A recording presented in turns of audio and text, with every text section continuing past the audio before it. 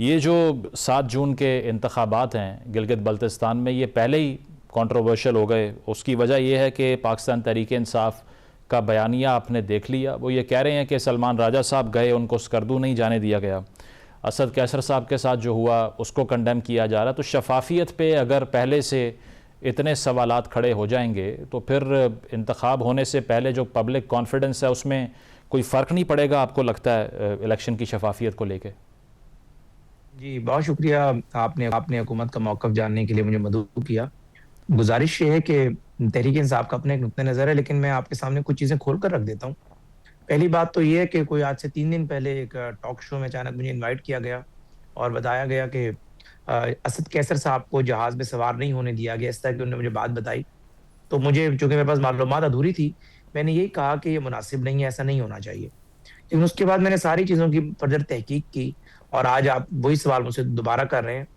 पहली बात तो ये है कि मुज़म्मिल साहब, कोई भी सियासी जमात अगर ऐसे इक़दामात करे जो कि सियासी जमात के कम इक़दामात लगें, किसी अस्करी या मुसल्लह विंग के इक़दामात लगें और वो उस पर डटी हुई हो आज तक, तो मुझे आप ये बताएँ कि रियासत क्या उस जमात को उन सब बातों को भूलकर अलाउ करे और लोगों को ये मैसेज दे कि ठीक है, रियासत 3-4 साल बाद अगर आप 9 मई करें, अगर आप जिन्ना हाउस पे हमला कर दें, अगर आप एयरफोर्स के जो है बेस पे हमला कर दें, जीएचक्यू के गेट पे हमला कर दें, तो रियासत उन्हें भूल जाती है उन चीज़ों को। और जब आपसे कहा जाता है कि चलें छोड़ दें सारी बातों को, आप कहते हैं सीसीटीवी ले आएँ, ये चीज़ें करें। लीडर सामने हैं, यास्मीन राशिद बैठी हैं जिन्ना हाउस के बाहर, बंदा मोर उठाकर ला रहा है। इजाज चौधरी बैठे हैं बाहर, वो पतलून लहरा रहा है, बानी तहरीक इंसाफ का भतीजा, और वो कह रहे हैं कि जी सीसीटीवी का रिकॉर्ड निकलवा दें।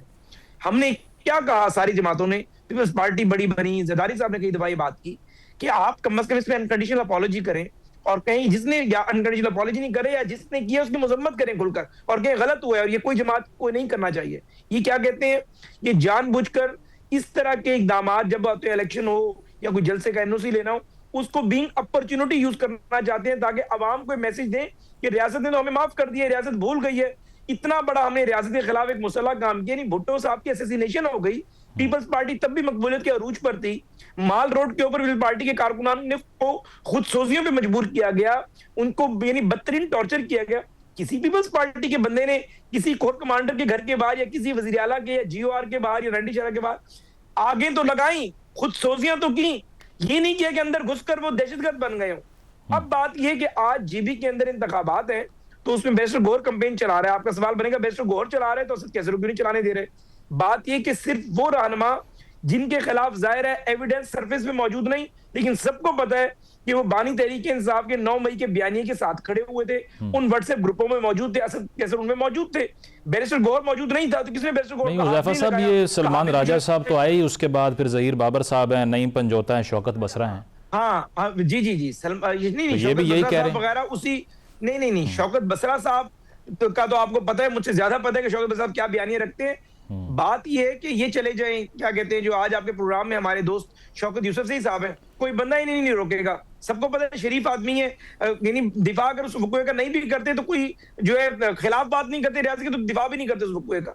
गुजारिश ये है, सलमान अकरम राजा साहब ने कभी ये नहीं कहा कि मैं लीगल फर्टिनिटी से हूं और मैं इस तरह के इक़दामात को कंडेम करता हूं। ये कोई तरीकेकार नहीं है। 9 मई करें, 26 नवंबर करें, गोलियां चलाएं। सियासी जिदोजहद ये नहीं होती कि आप मुसल्ला काम शुरू कर दें या अस्करी जिदोजहद। मतलब आप ये कह रहे हैं बेंचमार्क ये है कि 9 मई की मजम्मत नहीं की तो गिलगित में एंटर नहीं होना। Is that what you saying?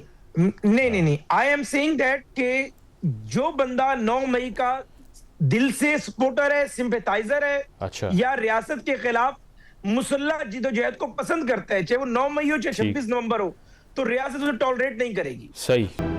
Welcome back नाजरीन, पैनल हमारे साथ मौजूद है, डिस्कशन को कंटिन्यू करते हैं। साहब, आपने सुन लिया, एक तो इस चीज़ को रिस्पॉन्ड कर दें। शर्मिला साहिबा ने भी यही कहा, आपके एलाइज हैं वफाक के अंदर, और शौकत साहब भी कह रहे हैं कि ये इंतखाबात से ऐन पहले वहाँ फेडरल मिनिस्टर्स का आके या मियाँ साहब का आके भी प्रोजेक्ट्स की अनाउंसमेंट्स करना, क्योंकि उन्होंने कहा कि अभी 3 फ्लाइटें आ रही हैं, 30 आएंगी, गिलगित का एयरपोर्ट एक्सपैंड होगा, रोड नेटवर्क बेहतर होगा। एक ये अनाउंसमेंट्स जो हैं ये लीगल हैं, कानूनी है, इलेक्शन कमीशन का जो ज़ाब्ता इख्तियार है ये उससे मुताबिकत रखती हैं।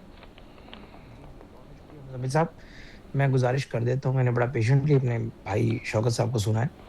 गुजारिश ये है कि पहली बात तो मियाँ नवाज शरीफ साहब और उनके साथ वफाकी काबीना के जो लोग गए थे, वफाकी काबीना का कोई बंदा जलसे में नहीं गया।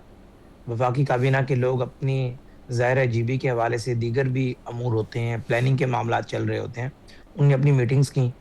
अमीर मकाम साहब का इन्होंने कहा, अमीर मकाम साहब बीइंग दी फेडरल मिनिस्टर, जो जीबी की आपकी जो शूरा होती है, जो पूरा निज़ाम इंसराम चलाती है फेडरल गवर्नमेंट की तरफ से, उसमें फेडरल गवर्नमेंट की नुमाइंदगी कर रहे होते हैं और उनको कोई रोक टोक नहीं है। इलेक्शन कमीशन जो जीबी का है उसने उन्हें एनओसी दिया, किसी और वफाकी वजीर को कोई एनओसी जारी नहीं किया गया। अब गुजारिश ये है कि मियाँ नवाज शरीफ साहब एक जमात के सरबराह हैं, तो मियाँ साहब अगर अपना मंशूर नहीं देंगे और ये नहीं बताएंगे कि 2017 में जहाँ से मैं तरक्याती काम छोड़कर गया था, चीज़ें वहीं की वहीं पड़ी हुई हैं, या आखिरी हमारी हुकूमत 2019-20 में ख़त्म हो गई थी और अगर अल्लाह ने हमें इस दफ़ा मौका दिया तो हम जीबी की बेहतरी के लिए यही चीज़ें करेंगे। बिलावल साहब भी अपना बयान दे रहे हैं, अपना मंशूर बता रहे हैं, तो इसमें तो कोई जो है वो गलत बात नहीं है। बाकी अराकीनें जो इनके मेंबरान असम्बली इनके लड़ रहे हैं, जो इनके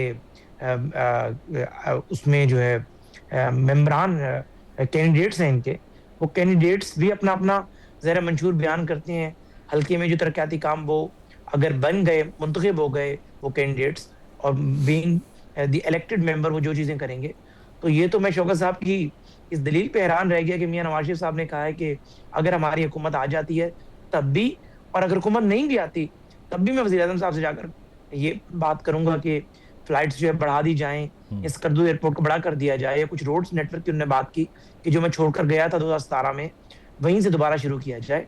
तो ये तो उन्होंने उस इलाके की बेहतरी की बात की, बल्कि मियाँ साहब ने तो इलेक्शन से बियॉन्ड बात कर दी कि अगर आप हमें वोट देंगे तो आपकी मेहरबानी, अगर वोट नहीं देंगे आप लोगों की जरूरत है मैं फिर भी पूरी करूंगा। तो उसको बजाय कि आप अप्रिशिएट करें कि एक बंदे ने वाकई अगर एक नेशनल लीडर वाली बात की है और वो वाकई डिजर्व करता है अप्रिसिएशन, तो अप्रिशिएट करें।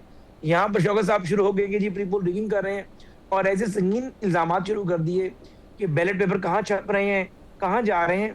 तो ये तो वो बातें करते हैं कि नहीं, वो जो जुर्म तहरीक इंसाफ हाल में कर रही होती है उसी का इल्जाम जो है वो दूसरों पर लगा रही होती है।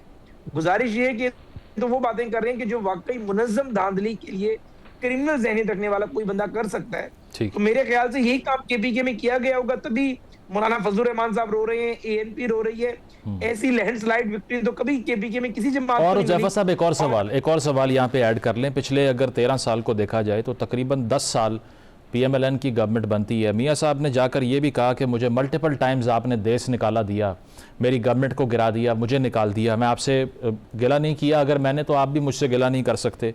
गिला अब भी किससे है? हुकूमत तो आपकी है, वफाक में, पंजाब में भी आपकी हुकूमत है, 10 साल आपने जीबी में रूल किया, तो ये वो नॉस्टैल्जिया क्यों नहीं ख़त्म हो पा रहा? मियाँ साहब जब भी तकरीर करते हैं उसका जिक्र ज़रूर होता है, ये किससे गिला हो रहा है? मैं थोड़ा सा being as a matter of fact आपकी करेक्शन कर दूं।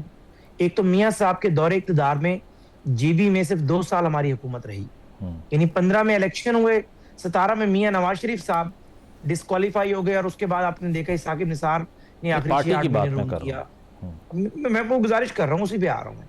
तो मियाँ साहब ने जो तरक्याती काम शुरू कराए, जो लवारी टनल, बाकी सारी चीजें मियाँ साहब ने की, उसके ऊपर उसके बाद किसी हुकूमत ने कोई काम नहीं किया। और आखिरी जो हमारा 1.5 साल था हमारे वजीर आला का, तब इमरान खान वजीर आजम थे और उन्होंने तमाम तरक्याती काम बंद करवा दिए थे और वजीर आला से इवन के उन्होंने मीटिंग्स भी करना बंद कर दी थी।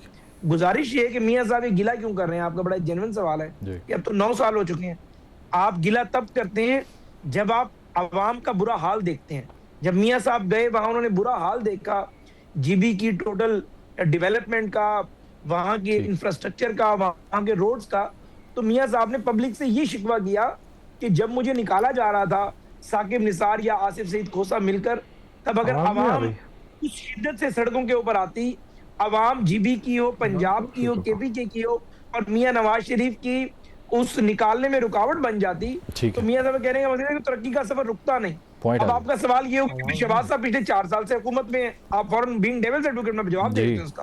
तो गुजारिश ये है कि आप खुद इकोनॉमी को समझते हैं, इकोनॉमी बर्बाद होने में 1 साल लगाती है, बानी तहरीक के हिसाब से फिर भी 4 साल लगाए इकोनॉमी को बर्बाद करने के लिए, वो खड़े होने में 10 साल लगाती है। जनरल मुशर्रफ ने 2007 के अंदर उसका रूल खत्म हुआ था, इकोनॉमी खड़ी होते होते 16-17 तक इकोनॉमी जाके खड़ी हुई थी। यानी जो बड़े इकोनॉमिस्ट हैं वो बात जानते हैं कि अगर 2021-22 में जो इकोनॉमी डबो दी गई थी, आईएमएफ नाराज होकर चला गया था, जो सूरत हाल बन गई थी डॉलर की, पेट्रोलियम मसनूआत की कीमतें आपने रोके रखी, आईएमएफ ने पूरी दुनिया को बता दिया कि हमें इन्होंने डॉज किया। मतलब ये गिला पीटीआई से है, ठीक नहीं ये होना, गिला पीटीआई से 3-4 years, तब अच्छा। जाके आपकी इकोनॉमी स्टेबल होना शुरू होगी।